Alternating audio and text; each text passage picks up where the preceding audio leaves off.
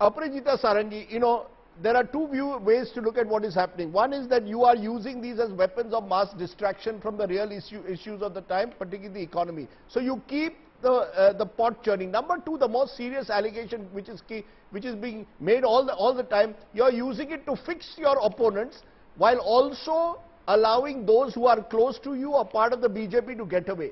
That is not the way law operates. Law must operate evenly for all. The ED must be seen and must ensure that every single individual who is allegedly involved in corruption or money laundering is targeted. You can't target selectively, and that too without coming out with clear evidence as yet. 10 years have gone in the National Herald case. Where's the evidence now? I cannot agree more.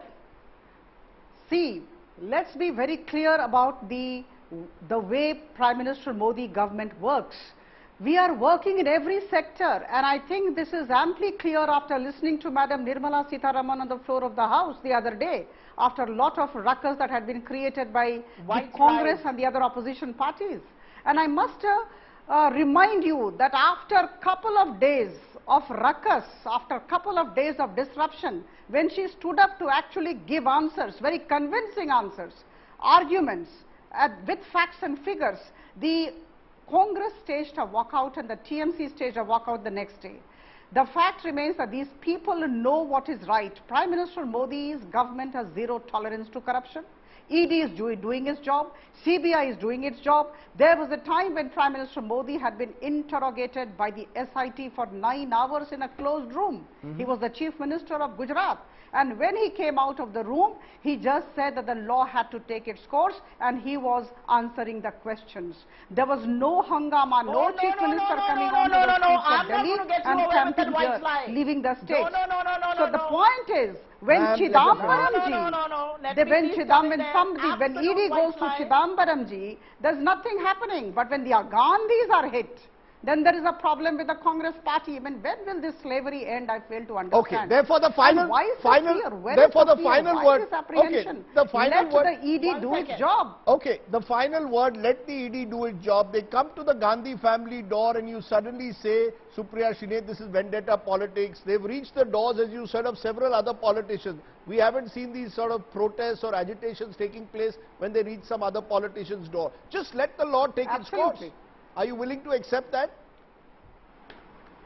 No.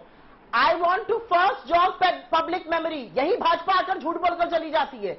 याद दिलाना जरूरी है. उस SIT के समन के खिलाफ मोदी जी पहले high court गए थे, वहां से खारिज हुआ. फिर सुप्रीम कोर्ट गए थे, वहां से खारिज हुआ. Not a single agency of the government interrogated him. It was a court-appointed SIT. He painted the walls of Gujarat against the governor. Here also you have gone to all the courts. And you know what has happened in this particular case, National Herald case, you have gone everywhere. No. Now when ED is actually interrogating, inquiring, making investigations, what's the problem? The fact is, please allow law to I have to leave it there. I have to leave it there because this will now degenerate even further. The fact is, as we've been saying constantly, the ED must do its job, but it must do its job fairly, evenly, and not selectively. Because if it does it evenly, we will respect what the ED does, or that's how the nation's laws should work, but not if the ED is going to be used as an instrument to target only specific individuals from the opposition.